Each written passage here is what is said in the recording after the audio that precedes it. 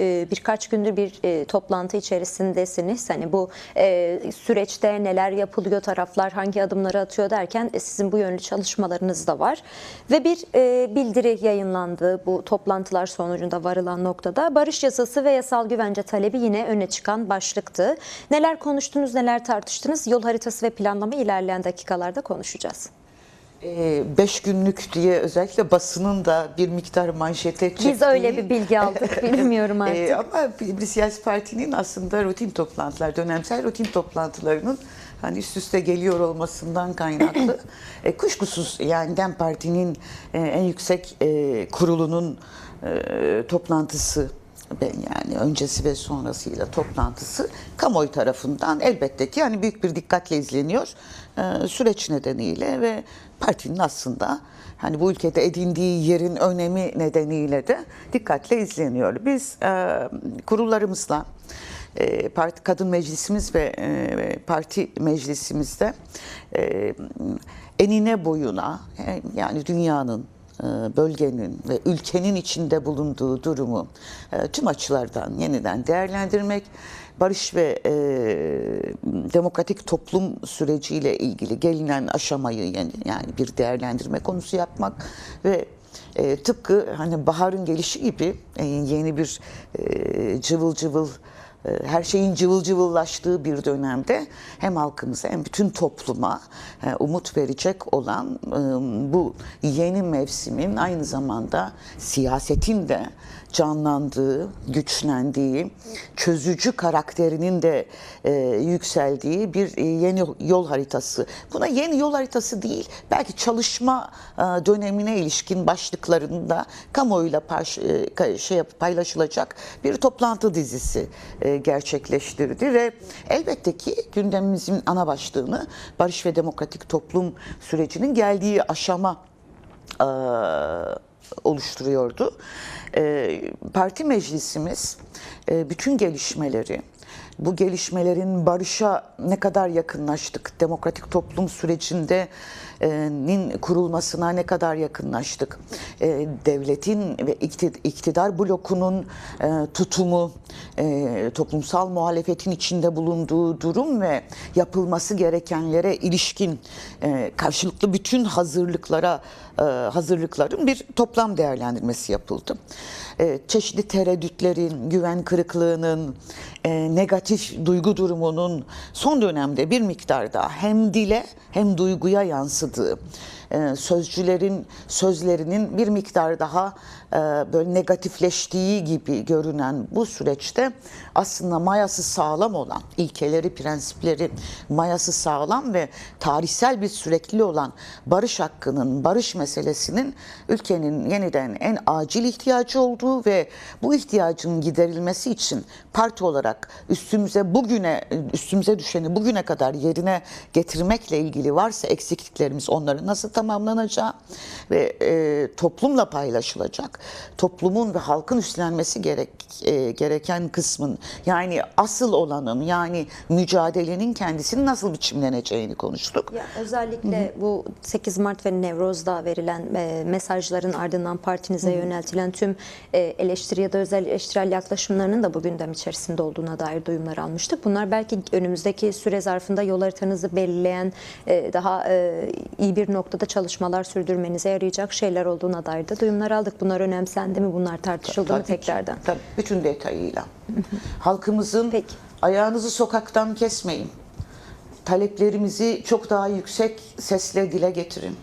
Bizim barıştaki samimiyetimiz ve demokrasiye olan inancımızla ilgili yapılması gereken her şeyi tereddütsüz ve ikirciksiz yapmaya ve bunu seslendirmeye devam edin. Bunu birlikte yapalım talebi enine boyuna değerlendirildi ve eğer siz yeni yol haritası diyorsanız evet önümüzdeki günler için ana başlıklarıyla bir yol haritası çıktı.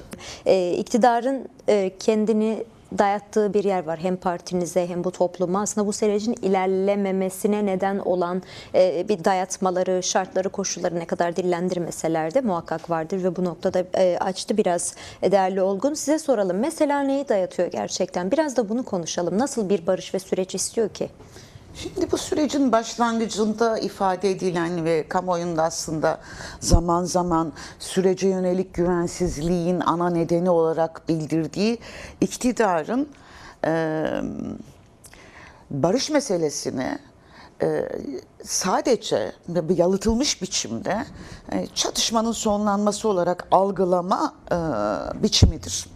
Ve bunun, yani meselenin bu kısmının kendince hallolduğunu düşündüğü anda da bunun getireceği iklimin kendisine yaratacağı siyasi faydayı daha öncelemesi eğiliminin belirgin hale gelmesidir. Yani toplumda güvensizlik oluşturan ya da Akın Bey'in söylediği ikircikli gibi görünen durumun altında yatan şey, bu algının aslında bir neredeyse bütün toplumda böyle olması.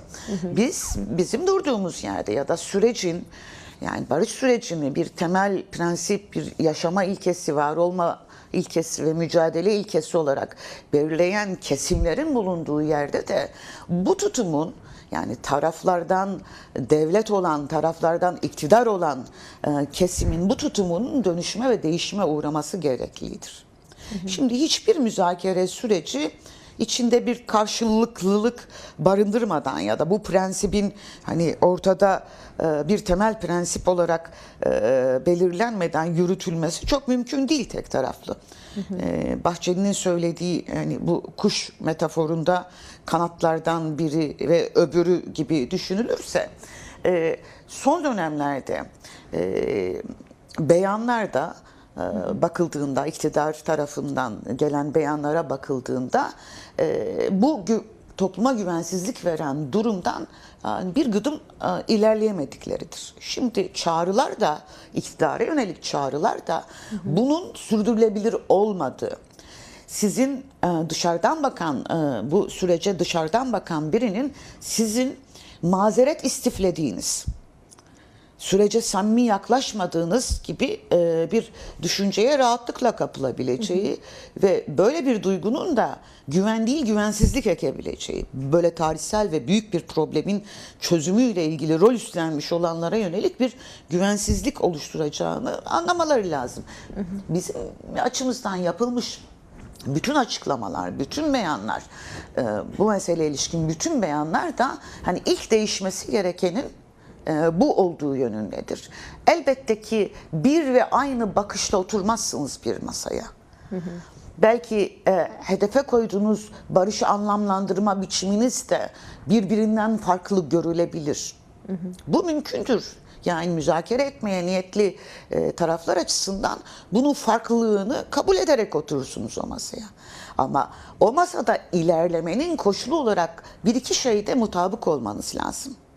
Şimdi 1,5 yıl geçmiş. Ne gibi şeylerdi? Bu karşılıklılık ilkesi. 1,5 yıl geçmiş. Yani Ömer Çelik'in koşula bağlanmış bir adım atma, yani yasal adım atmayı koşula bağlama beyanı şu soruyu rahatlıkla sorduruyor. Siz 1,5 yılı suya mı yazdınız? O zamana kadar olan bütün gelişmeleri PKK örgütü bu beyanına, yani silahsız bir biçimde mücadeleyi demokratik yollarla sürdüreceğim, yani örgütün liderinin çağrısına cevap verme biçimi kendilerince en üst kurulunu toplayarak bu karara uygun, yani bu gidişe uygun kararı almak ve silahı bıraktığına ilişkin samimiyetin oluşmasını göstermek açısından da bir siyasi eylem olarak adlandırdıkları silah bırakma ritüelini yapmak ve ondan sonra da ilgili adımları müzakereyle devam ettireceğini söyleyen beyanlarıdır şimdi. Eğer fotoğrafın bir kenarında bu var ve bütün toplum bunu görüyor ise, dönüp o zaman bu ılımlaşacak olan toplumsal iklimi ılımlaşmasına yol açacak olan öbür adım nedir diye dönüp bu tarafa bakıyor. Devlete ve iktidara bakıyor. Şimdi bu konuşmayı kolaylaştıracak, gidişi hızlandıracak, politik iklimi barışçıllaştıracak olan sürecin bir kaldıracı olarak dönüyor. Müzakere eden tarafların hukuki güvencesinin sağlanacağı bir çerçeve neden yok diye soruyor. Demokratikleşme ve barışın uygulanabilir, gerçekleştirilebilirliğine inancı büyütecek olan siyasi tutsaklar neden hala cezaevinde diyor. İradeyi teslim almış olan, rehin almış olan kayyum rejimine ilişkin uygulamalardan neden vazgeçilmiyor? Neden belediye başkanları görevlerine iade edilmiyor diyor. Dolayısıyla bu bir beklenti değil. Bu gerekliliktir. Evet, yani ortada Biz bir gerekliliği hatırlatıyoruz. Sürecin ilerleyebilmesi açısından gerekliliği hatırlatıyoruz ve bu gerekliliğe ilişkin meclisin üstlendiği rol, siyasi partilerin, iktidarın üstlendiği rolün karşılığı olarak da çıkmış raporun zemin kabul edilerek bu adımların atılmasına ilişkin bir yasanın, bir çerçeve yasanın oluşturulması gerektiğini söylüyoruz. Mesela hala bu sürecin baş aktörü olan Kürt Halk Önderi Abdullah Öcalan'ın yasal statüsü ve bu süreçteki konumu hala tartışma konularından bir tanesi. Kabul görülmez, bahsedilmez bir tavrı var iktidarın. Dolayısıyla hem rolünü konuşalım hem etkin çalışma koşullarını konuşalım istiyorum. Çünkü bir şey aktarmıştı Pervin Buldan, doğrudan diyaloğu ve süreci bir devlet projesi olmaktan çıkartıp toplumsal bir sürece evrilmek gerekir diye bir açıklaması vardı partinizden doğru. Siz ne dersiniz? Yani aynı içeriğe katılarak söylüyorum ve Sayın Öcalan'ın baş müzakereci sıfatıyla Bahçeli'nin kurucu önder, diğer toplumsal kesimlerin ve sahiplenen kesimlerin baş müzakereci sıfatıyla nitelendirerek aslında bu müzakere sisteminin kendisinin mimarisine ilişkin bugüne kadar herkesin kabul ettiği bu durumun bir güvenceye kavuşturulması daha önceki tarihsel tecrübelere de bakılarak çok öncelikli birincil bir mesele olarak, haklı olarak konuşuluyor. Şimdi bir müzakere ediyorsunuz, muhatabınızla en üst düzey devlet heyeti dahil olmak üzere oturuyorsunuz. Birçok tartışma yapıyorsunuz. Bir çözüm mimarisi çıkarmaya çalışıyorsunuz ve ortada olan bu fotoğrafın böyle hakikaten son dönemlerde kullanıldığı üzere söylüyorum. De facto fiili bir halde sürdürülemeyeceğini aslında prensip olarak siz de biliyorsunuz. Bugün yapılması gereken bu başlama noktasının güven verici bir biçimde hukuki bir forma sokulmasıdır. Kabule dayalı. Yani bu durumun kabulüne dayalı, müzakere ettiğiniz kişinin kendisi dahil olmak üzere süreci yürüten bütün alt unsurların bu süreci yürütmekten kaynaklı güvenliklerini hukuksal olarak sağlayabilecek bir durumu bağlamanız lazım. Yani hukuken güvenceyi almanız lazım. Bu güvence sistematiği Sayın Öcalan'ın statü olarak tanımlandığı bu müzakerenin bir tarafı olarak tırnak içinde hukuksal tescili anlamına gelmektedir. Ve bu hem toplumda hem bir taraf olarak yani silahlı mücadele yürüten kesimlerin, silahı bırakma beyanında bulunmuş olan kesimlerin meseleye yaklaşımında sizin samimiyetinizle ilgili düşüncelerini de elbette ki değiştirecektir. Toplum da evet bu oluyor galiba duygusuna çok daha yüksek bir duyguyla sahiplenecektir. Dolayısıyla üstelik bu toplum çok etkilenmiyor açıkçası. Biz işte konak yaptık, işte çalışacak yerler yaptık. Bu işin magazin kısmı. Evet, magazin kısmı ama bu magazin de iktidar kanadı yaratıyor. Yani bu sürecin işini boşaltmayı sizden dinleyeyim ben yani. Çünkü bu toplumun istediği şey bu değil. Şunu hakikaten gülümseyerek söylemek istiyorum. Yanlış anlaşılmaya da müsaade etmeden. Aklıma geldi öyle. Bazı ciddi meseleleri böyle sabah programları, sabah şekerleri tadında konuşmaya çok meyyal bizim kamuoyu. Yani konunun büyüklüğüyle çok uyumlu bir şey değil. Mesela bir bina, bir masa, bilmem kaç metrekare ya da konforuna ait ayrıntıların bilinerek hallolabileceği bir mesele değil. İmralı Adası'nda 10 yıllardır sürdürdüğünüz gayri nizamı hukuk rejiminin ortadan kalkması demektir. Mesele bu kadar büyüktür. Gayri nizam bir hukuk rejimi, tecrit, iletişim probleminin çözülememesi, sizin müzakereye oturduğunuz ve ilan ettiğiniz, kabul ederek oturttuğunuz kişinin tırnak içinde hem kurumsal varlığını hem etki alanını dikkate almamak demek.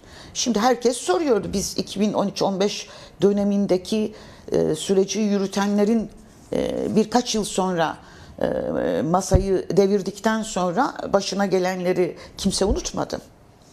Hiç kimse unutmadı. Yani bizzat görüşmeyi yapanların dahi bir süre sonra cezaevine girdikleri bir güvenin ve güvencenin olmadığı şeyi bu ülke yaşadı. Bu ülke yaşadı. Tecrit ağırlaştı. Değil mi? O masa devrildikten sonra. Ve yani dünyanın hiçbir yerinde, belki başka örneklerde mutlaka vardır, onu yanlış söylemeyeyim, bir gayri nizami hukuk formunun, cari hukuk formunun çok dışında insani olmayan koşullarla örülü bir yeni tecrit sistemi uyguladınız yıllarca. Sadece Peki bu İmralı'da değil, tehlikenin- halkın üzerinde de Tabii, yani devam peki bu eden. tehlikenin yeniden zuhur etmemesi için yapılması gereken son derece basit ve emin olun toplumsal meşruiyeti çok güçlü bir zemin vardır. İmralı tecrit sisteminin bu formunu ortadan kaldıracak, Sayın Öcalan'ın baş müzakerecilik konumuna ilişkin bir sıfatlandırmayı hukuken yapacak ve onun gerektirdiği bu koşullar, yani gerektirdiği özgürlük koşullarının, yani iletişim, temas, buluşma koşullarının, çalışma koşullarının da bir güvenceye alınabileceği bir zeminden söz ediliyor. Bir hukuki zeminden söz ediliyor. Binadan söz edilmiyor. Evet. Bir şeyden söz edilmiyor. İşte orada mutfak var, burada oda var. Orada kütüphane var, orası çalışma ofisi mi, 2 değil 5 sandalye mi var gibi, gerçekten söylüyorum, sabah şekerleri kıvamında bir tartışmadan söz edilmiyor. Bu toplumun algısıyla oynamanın gereği olarak böyle Tam bu cevabı adlandırılıyor. almak için Tabii ki. aslında